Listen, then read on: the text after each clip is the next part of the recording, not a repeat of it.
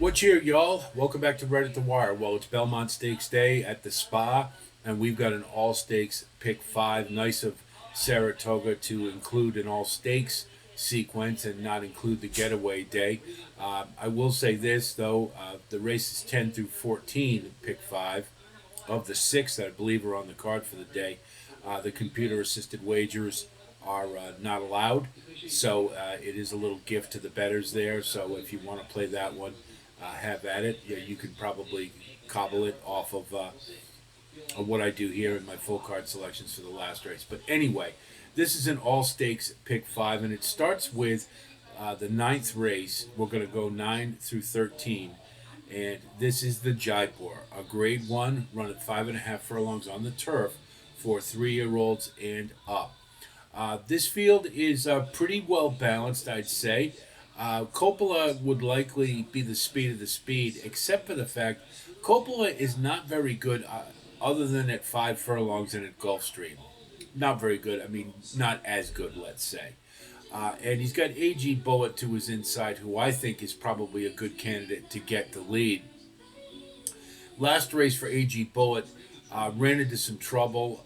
Did not get the lead, but broke really sharply. Long shot had it. Tried to make his move along the rail, and he got shut off, so he was unlucky. And then they just eased him from there. But with a little better trip and second off the layoff, knowing what AG Bullet can do and the kind of fractions he can set, I think he's very dangerous here, and it's a good price at 7-2. My boy Prince's last race, they've moved him to turf sprints from his two-turn efforts in his 3 year old campaign. And, you know, this horse has a lot of class, and I liked his effort last time. He rated just off the leaders. It was a weird race. He was up amongst them, and then he took back and re-rallied. I don't know what was going on there, but anyway, he still had plenty of horse. You know that when you watch the replay, the jockey looked to his rear, so you knew he had plenty. And he drew off pretty impressively. The cavalry charge was coming, but he still won by 2 or 3 lengths, so it wasn't like he was begging for the finish. Moving second off the layoff forward, and now that he's had a turf sprint under his belt in his second, my boy Prince I think could be very dangerous in here, and at 10-1, that's a really good price. He's going to have to give his best though, because Think Big is awful hard to overlook here, and he is my pick to win it. He's 4 for 4 at the distance.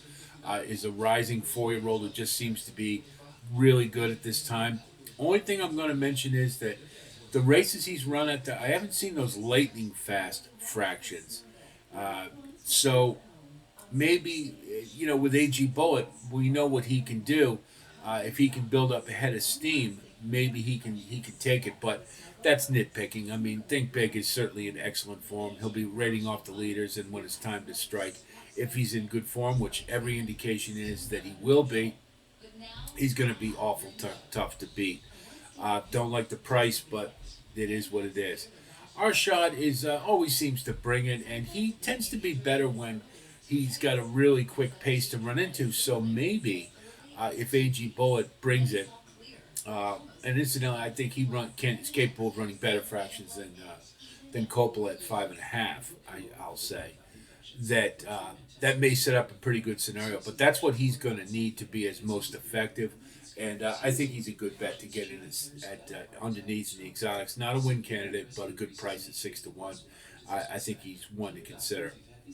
Bull Journey ran the same race with my boy Prince last time, and they've moved him to turf sprints. Belmont has, and he had a pretty good record on the dirt, and he didn't look bad last time. He's going to be coming from the clouds, and that is probably at a disadvantage given the fact that the pace is I don't know how fast it's necessarily going to be, but he is in good form, and it's Belmont on a big stakes day, so I'm not one to overlook that. At 20-1, you're getting a good price. He's a good bet to get underneath, but that would be the extent of my interest. So we'll go with the favorite, Think Big in the Jaipore, but I don't think it's a single because AG Bullet, I think, is very dangerous here. And my boy Prince, if he takes a step forward, has a really good shot at it as well. So a good race, good start to the pick five with the Jaipore. The second leg of the Pick Five is the Panin Ridge. It's a Grade 3, 10th race on the card, running a mile and a 16th, that should be, not a mile and a sixth, on the inner turf for 3-year-olds. Taking a look at this one, Mibago's likely going to be the speed of the speed. He always is, but last two races have been at a mile and a 16th, and he hasn't been very good. The first one was really just nowhere, but the second one he did manage to put in a good effort, and he was in the lead at the top of the stretch and looked like he was going to draw off before he was caught by Zulu Kingdom on Derby Day. But it looks to me like perhaps it's a distance that's a little too far, and um, I have liked this horse, but he seems a little better at shorter, maybe a mile, and for that reason, I just I can't see him taking this group all the way. Zulu Kingdom is going to be my pick. He hasn't done anything wrong, and like I said, I thought it was pretty impressive that Mibago did look like he was going to draw off, and Zulu Kingdom ran him down. So I think it was a little bit that Mibago was weakening, but I also think you have to give credit to Zulu Kingdom for chasing him. He should be right off the leaders and in really good striking position. He's not, as far as the stalkers go, I think he's clearly the best, and I don't see any of the others um, really giving him much of a hassle, save maybe for Flying Mohawk. Obviously, dirt and the Kentucky Derby were not good for him. He, was up the track, but now he's back on a preferred surface. He's had plenty of time to recover, and this one had some really nice upside on the turf uh, prior to prior to the Derby and the Derby fever of the connections. Had a really nice Jeff Ruby. I liked him in that race based upon his prior dirt form. So now that he's been freshened up a bit and with a step forward back on a preferred surface, I think he could be dangerous here as well. You're getting a really good price at 9-2, so we'll consider Flying Mohawk as well. States Rights, his last race I really liked. He encountered all kinds of trouble, and he was resilient through all of it. And he kept running, and I really liked the turn of foot. He looked like he had plenty of horse. He just couldn't get free. And usually you love to see horses come back. I love to bet him back in a race like that, especially when Cherie DeVoe trains him. And you got Jose Ortiz and the Iron. They're dynamite together.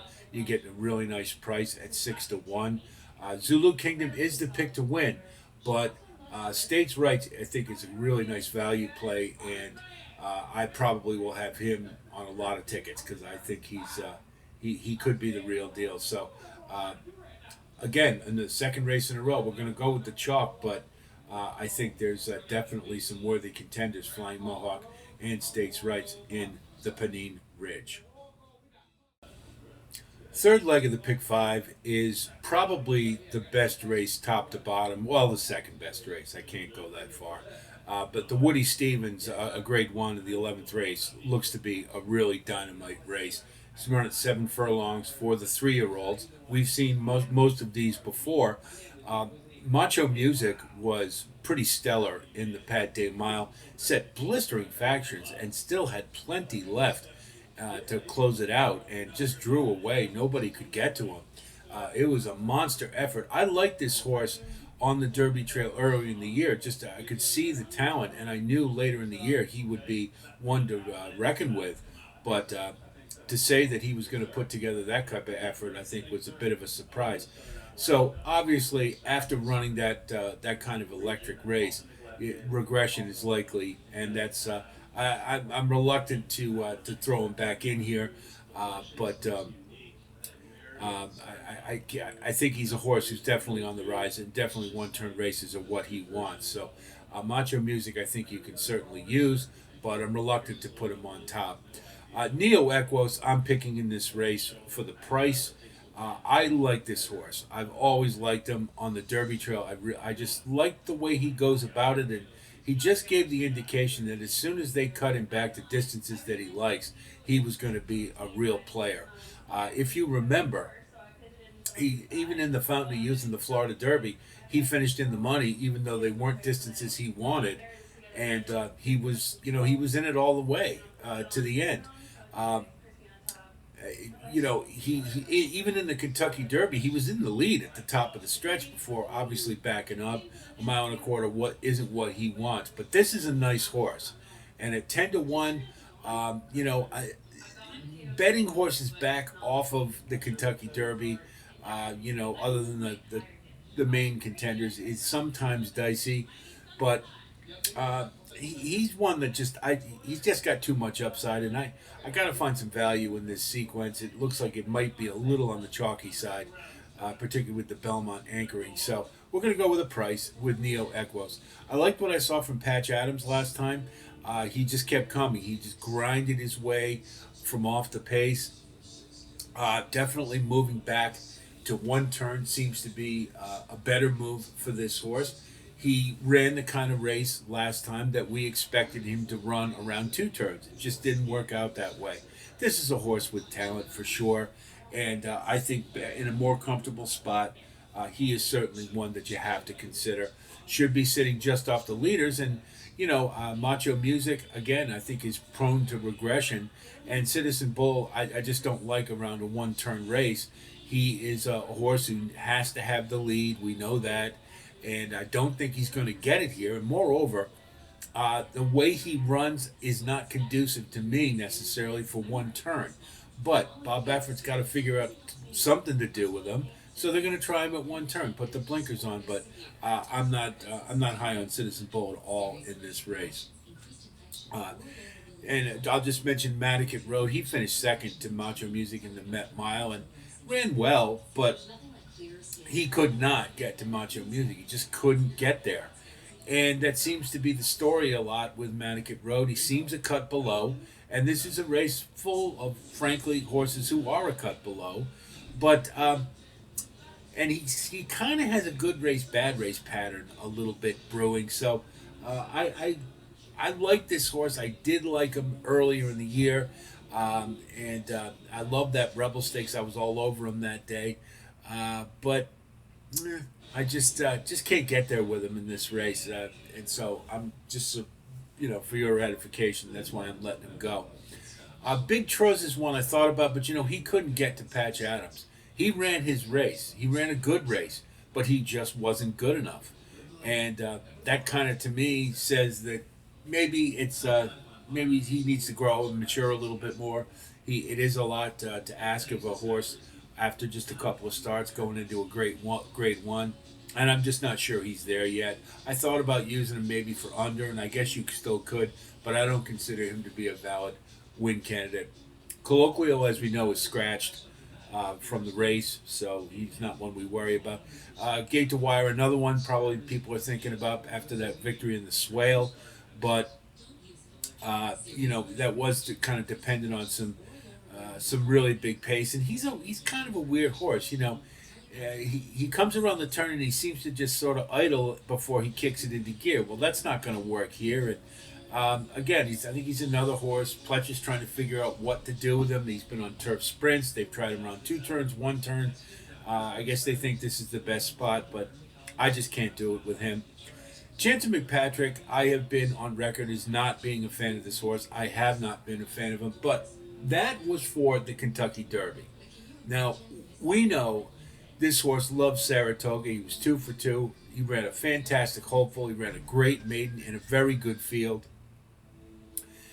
I just didn't think he was a two-turn horse, and it was proven out from the Breeders' Cup Juvenile onward. It saps his big kick. Well, guess what? He's back in a spot where he can utilize that monster close. I have no doubt Chad Brown's got him ready. He's had plenty of time since the Bluegrass to freshen up.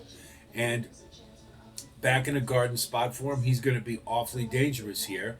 But I'm not sure about the pace that he would necessarily have a real big one to run to. And for that reason, I think it's going to be more of a horse coming from off the pace, namely Neo Equos and Patch Adams as well. I think one of those two could be dangerous here, but Chance McPatrick will have a chance to win this race without a doubt. So we're going to go with a price in a race that I think is balanced enough that maybe we want value. It's kind of hard you see that Chance McPatrick's the favorite at 4-1. So that kind of gives you an idea of the balance. So I certainly want a price in that regard. And Neo Equos, again, I really like this horse, and I think cutting back is exactly what the doctor ordered. So we'll take him in the Woody Stevens. Fourth leg of the All Stakes Pick 5 is the Manhattan. It's a grade 1, 12th race on the card, running a mile and 3/16 on the turf for 4-year-olds and up. And this is a smaller field than you usually get in these grade ones. You usually get around 10, 12 horses, but it's a field of 9. But I don't know if that necessarily means that they're worried about Far Bridge taking this all the way, or we just couldn't pony up enough of them. I don't know. Anyway, I think it's a pretty good race. Um, Looking at the pace scenario, I think for sure deterministic will be the speed of the speed. He's been they've been aggressively placing him in the last couple of races, and it certainly seems to pay off. To have paid off. He when we saw him at 3 years old, he did look like a horse who couldn't quite get it going when he had to rate. So putting him out in front of the leaders it certainly seemed to be the right move because now he doesn't have to worry about traffic. He doesn't have to worry about anything except running. And boy, did he run in his last race! He was just fired out right from the get go, and was really screaming all the way around the track. Extremely solid win, but again, like we said about Macho Music, I wonder if that was a little too big because, uh, he looks to me like a horse who could regress from that because it was just such a big effort. I mean, he just really looked full of run all the way around the track. Whether he can, I just have a really big problem thinking he can replicate that. He's not going to get a lot of pressure from Tucson or Corruption. He'll get some, but and I think he can handle them okay. I just wonder about him having enough left in the stretch, and what the effect of it will likely be. He'll set decent enough pace for some of our later runners, where I think this race will produce a winner. Integration, I just can't put this horse on top. He just finds problems all the time. He's always burns a lot of money, and he's always the bridesmaid. And that said, he'll probably win the race now because I said that about Fort Washington, and damn if he didn't beat me. And for another one for Shug. But this horse, I mean, he certainly has the talent. He can win this race. But and the 9-2, pretty good price. I don't think you'll get that at post time. But I just can't put him in the mix. But I think he certainly is good enough to finish under, without a doubt. Spirit of St. Louis is the favorite at 5-2, and this horse was running against New York breds for seemingly the longest time. Chad Brown finally put him against Open Company, and voila, he has been an extremely consistent performer, and he runs his race every single time. It would be a fool's errand, I think, to exclude him. I think Spirit of St. Louis is definitely a horse who can win this race. He'll be sitting right off the leaders. He should be, maybe about mid-pack. And excuse me, Chad Brown. He's going to have him ready on Belmont Day. I like his chances, but I like Far Bridge a little better, mainly because of the distance. It's a little long, I think, for Spirit of St. Louis. I'm certainly not going to underestimate him, but this is what Far Bridge does. The big question mark I have with him is his last 2 races have not been against stellar fields, and sometimes horses get a little dull when they don't have fields to push them to their best, and that's really the only issue I have. But aside from that, Far Bridge, you'd certainly have to consider. This is a race that's in his wheelhouse, and they can be handy with him and do whatever's necessary. We found that out last year at Saratoga. And so, 3-1, I think, is a steal. I think this is a much better spot for him. Not much better, but a better spot than Spirit of St. Louis because it's what he wants to do. So we'll go with Far Bridge for the win. Highway Robber is another one, kind of like Integration. He never quite seems to get there, but boy, does he always have a lot of run. He just seems to find traffic quite often. But I like him, and at 6-1, you're getting a good price. And I think under the right circumstances, he could certainly, if they can work out a trip, he's certainly dangerous and has a possibility. I'm going to throw Carson's Run in there. Liked him at 3. He was getting progressively better. And in his last race, he couldn't get to deterministic. But again, I think that horse just was, on all cylinders. It just sort of, I won't say quite freaked, but it was pretty close. Carson's Run ran his race, just didn't have enough, and I don't think anybody could have beaten deterministic that day. But he ran a really good race for a debut at 4 years old, and he's very likely to move forward. And with another step, I think he definitely could factor in this race, and he could very well win it. And at 12 to 1, you're getting an excellent price. So Carson's Run certainly one we want to consider. But I'm going to go with Far Bridge in the Manhattan. And anchoring the All Stakes Pick 5 is the third jewel of the Triple Crown. It's the Belmont Stakes. It's a Grade 1, 13th race on the card, running a mile and a quarter because it's at the Spa. Normally run at a mile and a half, as we know, if it was run at Belmont, for the 3-year-olds. And this is not a big field, but it's a meaty one. It's a really nice field. It's obviously led by the big 3. Rodriguez, I don't care what people say about Crudo. Rodriguez is going to be on the lead. He's to the inside. He has to have the lead. We know he can't rate. He has no choice. Whereas Crudo is mainly because he's trained by Todd Pletcher. I know he's been on the front end his last couple, but this horse can rate, and that seems to be more likely a stratagem for Todd Pletcher is to try to stay off the leaders as opposed to try to take them all the way. He's outside of Rodriguez, and I just think Rodriguez is going to break like a shot and be right on the rail and try to take them all the way. Crudo, to me, it's just too much too soon for this horse, and he isn't fast enough. He's not near fast enough. And, I've heard that, well, maybe the figures were deflated. They weren't as, not, whatever the case may be. He's had 2 races where it's been pretty simple, pretty easy for him. This is a lot tougher test, and I don't see him factoring in this race at all. Incidentally, we do have an individual posting on this race. If you want more in-depth analysis about the race, I would consider, I encourage you to go take a look there. To me, this is a 3-headed monster. It's the big 3. It's Baeza, Journalism, or Sovereignty, and that's it. I'm going with Baeza. Now, it is not just because he's the only one who hasn't won. The reasons are real simple. First of all, I think he's more capable of being closer to the pace than Journalism or Sovereignty, which means tactically he'll have the edge. Secondly, he's fresh. He didn't run in the Preakness, so he's going to have a little more in the tank. Thirdly, he's lightly raced, so I think he didn't experience the rigors of the Triple Crown Trail. So I just think there's more in the tank. And boy, I love the way he finished the Derby. He was flying late, and he damn near caught Journalism at the wire.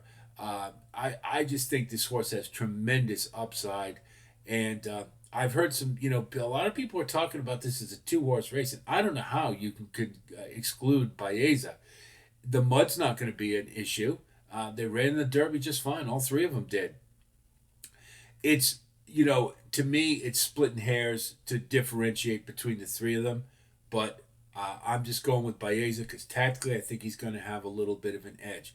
Now, Journalism, I've heard Mike McCarthy say that he would actually like Journalism to be closer to the lead, that he would perhaps be more effective that way. And I agree, he would be. But his MO has been about mid-pack, and that's the way he has run all his races, and he had every chance to do it in those smaller fields in California, and he didn't. So I think that's the way the horse runs. The Preakness, of course, was an outstanding race. He ran a great Derby, too. By all accounts, he's training fine. He looks good. He's thriving right now. So he's certainly a horse that can win this race, and I wouldn't, you can pick any one of these 3, and you would not be wrong, in my opinion. But if I have to differentiate, I'll take the horse that's a little fresher, who tactically will be in a little bit better position. But Journalism certainly is one to consider. Sovereignty has not done a thing wrong. The only thing is he does come from far back. Now, he's not far back, but he's not going to be, I think he'll be more forwardly placed than he was in the Derby, and that he maybe has been. Horses generally who are improving, and I think this one still seems to be getting better. Uh, then they tend to start being able to run a little closer to the pace. So I think he will be up there, but I do think the other two are going to be closer uh, to Rodriguez and have an edge, and being in a position to strike and finish a little better than Sovereignty. I like this horse a lot. I think this is a race. It's just like the Derby. It's a mile and a quarter in the slop. You shouldn't have any problems whatsoever. I just wonder if I just think Baeza's got a little bit better shot, and I think they're probably about the same speed level. So then that makes the difference to me. But if you want to pick Sovereignty on top, I don't blame you in the slightest. They as I have mentioned a couple of times before, I think the Derby was uh, definitive in telling us what this 3-year-old crop is all about. It's the big three and it's everybody else. Every horse in this race is playing for fourth. That's it. These three are just too good. And journalism, even though he's had 2 starts and it's his third in 5 weeks, he's an alpha male just like his father. Curlin ran in all 3 legs of the Triple Crown, won the Preakness, and ran a great Belmont. He just got caught by Rags to Riches, who ran a phenomenal race. I think journalism is very much of the same ilk, and I think so. To me, it's those 3. Hill Road, I'm going to throw in there because he's a closer. Looking at him, the Tampa Bay Derby, okay, needed a race, but the Peter Pan, the field wasn't as good as the Tampa Derby, and he won and his class rating didn't improve. That's really what says a lot to me, because when you start seeing the same class rating for a couple races, now you start thinking maybe they're plateauing. And if that's the case, then he's a grade 3 horse. He's not fast enough to beat any one of these 3. He'll be coming late. There's no doubt about that, but so will Sovereignty, so will journalism, and Baeza will already be there. So to me, he's playing for fourth, and that's the extent of it. The only horse I am not going to use in fourth in the superfecta would be Uncaged. He has no business being in this race. This is Mike Rapoli with his token entry in the Belmont. It's a disservice to this horse to have him in this race. He does not belong. Macrudo, Heart of Honor. Heart of Honor could get up for fourth. It's very conceivable. He ran an okay fifth in the Preakness, and now he's got some more distance. But this horse, to me, I can't see him doing any better than fourth because he's not fast enough, and he doesn't like to win. He's got a lot of seconds, and when he couldn't catch Admired Daytona in the UAE Derby, and we saw what Admired Daytona did in the Kentucky Derby, that said a lot to me. And so I'll use him for fourth for the price, but that would be the extent of it. So we're going to go with Baeza, and I think it actually would be poetic justice if each one of these horses got a jewel of the Triple Crown, because I think they're just fantastic, and it's really a shame that any one of them has to lose any one of these 3 races. And so let's go with Baeza in the Belmont. So we'll take a look at our ticket. We're going to spread a little bit. We're going to go 2, 4, 9 in leg 1. Leg 2, the 10th race, we're going to go with 1 and 3. Leg 3, the Woody Stevens, we're going to go with 4, 9, and 10. That looks to be a great race. Hopefully we can get Neo Equos home for some value. And leg 4, the Manhattan, we're going to spread again with 3, 4, 6, and 9. But I think this is Farbridge's type of race, and that he stands above the rest of the field. Finally, in the Belmont, we're going to single Baeza, because the way I look at it, I could easily put journalism, Sovereignty, and Baeza all in the pick 5. But they're all going to be short. Might as well just take a stand, because that if one wins, 2 of them don't, and that's 2/3 of your pick 5 ticket is spent that doesn't win. So we're going to plant our flag with Baeza, and hopefully it'll come out. So that's 3 times 2 times 3 times 4 times 1. That's a $72 ticket on a $1 base. We're probably going to have. I'll throw another pick 5 in there, one that I think looks the most promising of the 6 that are on the card. Obviously, you can add the last race, the getaway race, to come up with the pick 5 with races 10 through 14. Again, no computer-assisted wagering in that one, so it's a gift to the bettors. so you got a little bit a better shot at a nice return. But I wanted to do one with all stakes, and I think most of us want to play that anyway. So that's the all stakes pick five. Hope our analysis helps you with your own wagering strategy. Wish you the best of luck as always. We will have full card selections for Saturday as well as best bets and value plays. And again, we will. I'll throw in another sequence in there, and probably I'll throw a pick six ticket. You can basically take my 14th, what we do in the 14th, and add it to this one as the pick six. But maybe I'll adjust it accordingly. But in sum, it's a great day of racing. We haven't even talked about the Met Mile, which will be earlier in the card. Fierceness against White Barrio.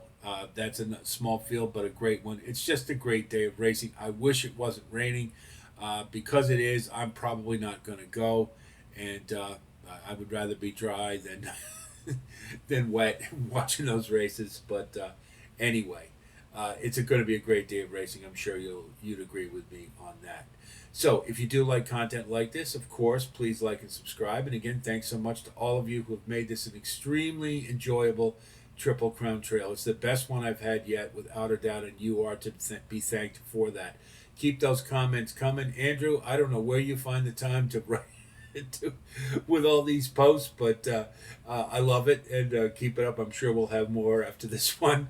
But love to hear from you guys, so keep those comments coming. So that's it from here. I'll talk to you soon, and until then, be well.